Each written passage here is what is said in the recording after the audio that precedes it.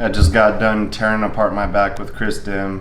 So usually you want to have a post-workout shake, but typically it's boring. Why do you just want to gulp down a shake really quick? So I'm going to show you how to make protein ice cream. The ingredients right here: some almond milk, low calorie, PB Fit peanut butter, powdered peanut butter, some regular peanut butter, sugar-free jello, xanthan gum, and some stevia packs.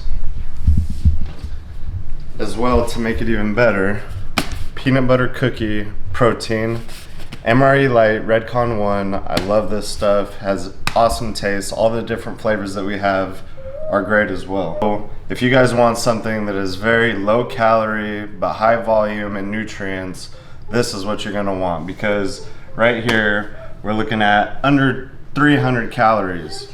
We got 13 grams of fat, we got 11 grams of carbs, and 33 grams of protein. Now that is quite a bit for having some ice cream. The volume of this is gonna be this container here, probably filled up to here. Now, if you wanna add a little bit more calories, it'll end up being about 305. I like to add a little bit of sugar-free jello, vanilla specifically. It says 20 calories per quarter pack. I only use a quarter pack. Hold on. I just burned off those 20 calories right now. All right, so first you're gonna start off 1 full cup of the Silk almond milk. Pour it right in there. Next, I like to go with my protein powder, because if you go straight with the regular peanut butter, it just sticks to the blade. I don't want it to stick to the blade, so I'm gonna put a little bit of powder in here first. Boom.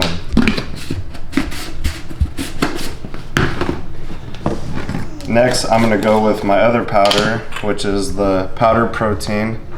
I do 1 tablespoon of that. I'm kind of generous, you know. And I do that first because if you do the regular peanut butter, then all that peanut butter is just gonna stick to the powder. It makes a mess. Next, I'll go ahead and add in the regular peanut butter, a tablespoon. You be generous with it.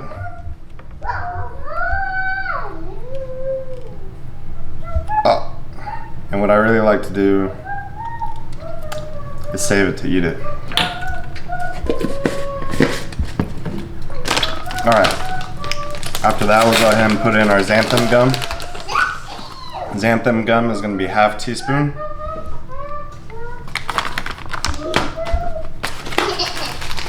We also got the jello. I eyeball it. I've already used some of this pack, so I got about half left. I'll use a quarter of it. Next, we got our sweeteners. I just use stevia. I'll throw in a few stevia packs just to enhance the flavor a little bit. All right, and now we're gonna do, I'd estimate this is about 16 to 20 ounces. We're gonna fill up this whole cup with ice. Take your full cup of ice, pour it all in. Now it's time to mix it. Come on over here to the blender.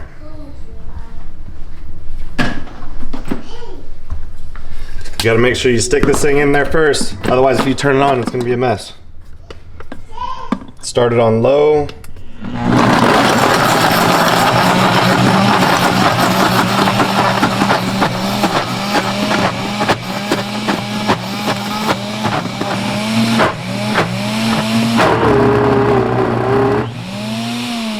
Perfect, that's the sound I want to hear.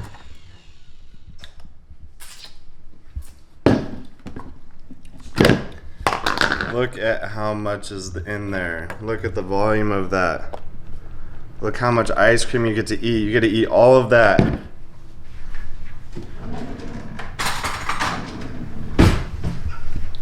Do a taste test. It has a perfect consistency. It tastes just like ice cream. You're probably gonna be thinking that I'm lying about it. So let me get one of my daughters to taste test it. Layla, come here. Come on, babies. You want some ice cream? Yeah. Let's try it. Now, she's 4 years old. A 4-year-old's not gonna lie to you. Is that really good? She is. This is not scripted. Come here, Emma. Come try this ice cream. You like it? As you can see, this is not scripted. Tastes just like ice cream.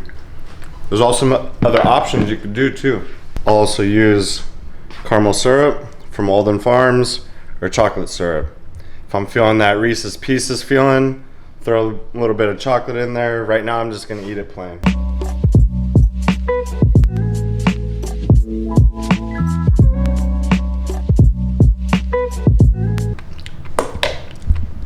Once again, guys, this is about 300 calories. High in protein. It's very low in carbs, 11 grams of carbs. You could do this in different variations. Instead of doing the peanut butter, which is just something that I prefer, you could use mangoes to replace it. You could use berries, you could use banana. It's whatever your liking is. When you do the frozen berries or mangoes, pretty much want to do a cup. You could do a cup and a half of those. You could also add the flavorings. I'll do another video where I made a mango nata version, and it is delicious. But that's gonna wrap it up for this one. All right, next we're gonna do a protein cookie. Huge, it's maybe about a 5-inch cookie that is another low calorie, but high in nutrients. And it's another thing that I like to use post-workout instead of buying those Lenny and Larry's. There's nothing against it. I love those cookies too. But if you want to know what's going into your food, especially like me while I'm in a prep, I want to know exactly what I'm getting, how many calories, how many macros that I'm getting, so that way I don't mess up this physique. So the ingredients here is a banana. In most cases they say size doesn't matter, but it matters in this case. We got some oatmeal, some baking powder, MRE light. We got snickerdoodle flavor that I'm going to be using for this cookie. And then we have natural peanut butter. So the macros on this here, we got 12 grams of fat, 61 grams of carbs, and 33 grams of protein. It's about 470 calories. So a decent calorie, but it's a good replacement and you're getting nice whole foods.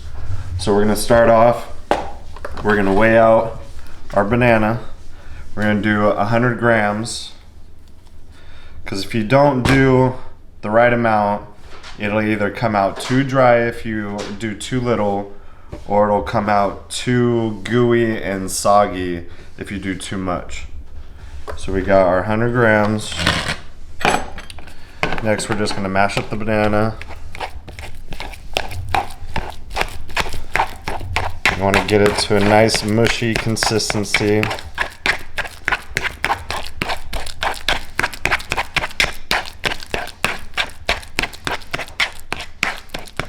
I don't really want chunky banana in the cookie. This really helps put everything together too. It ties all the ingredients together. You guys will see when we mix it up how everything sticks together. Next, we want to mainly do all of our wet ingredients first, so next we'll do our peanut butter.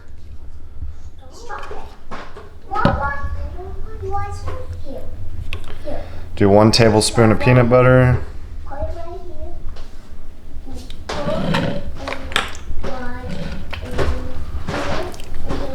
Mix that together as well.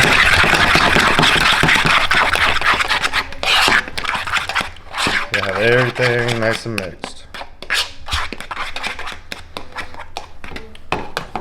Okay, go ahead and add in a half cup of oatmeal.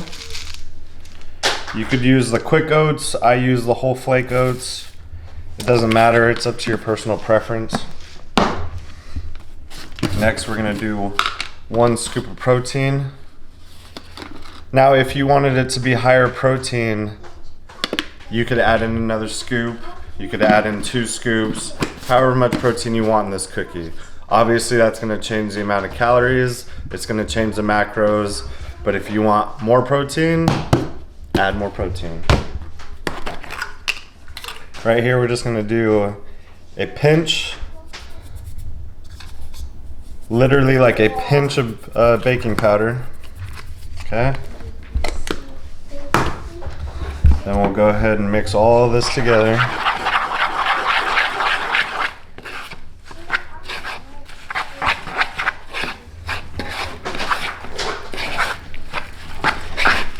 And as you see, it'll start really thickening up.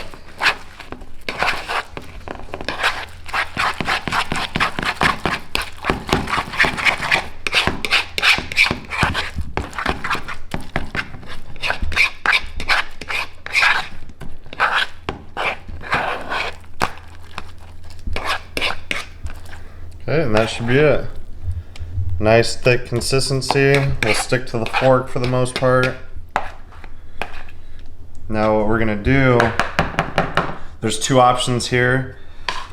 I'll put the lid on this.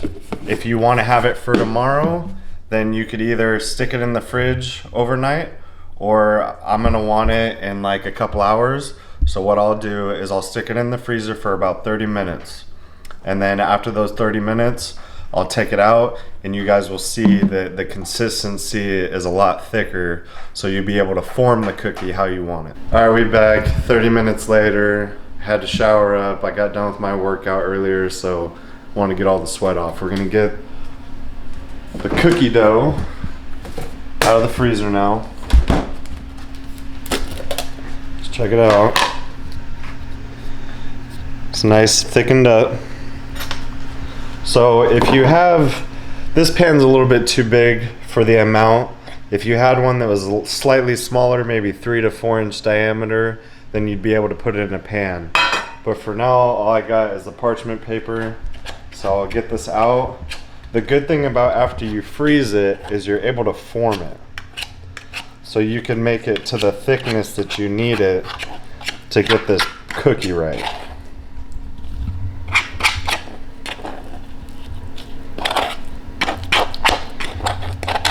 Okay, so we'll get this out.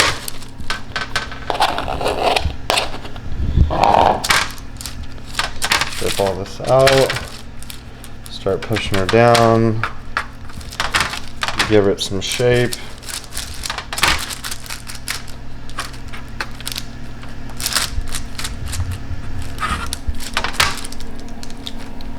See, once you froze it, you're able to get some good shape to it. Still able to work with it. It's not completely hard.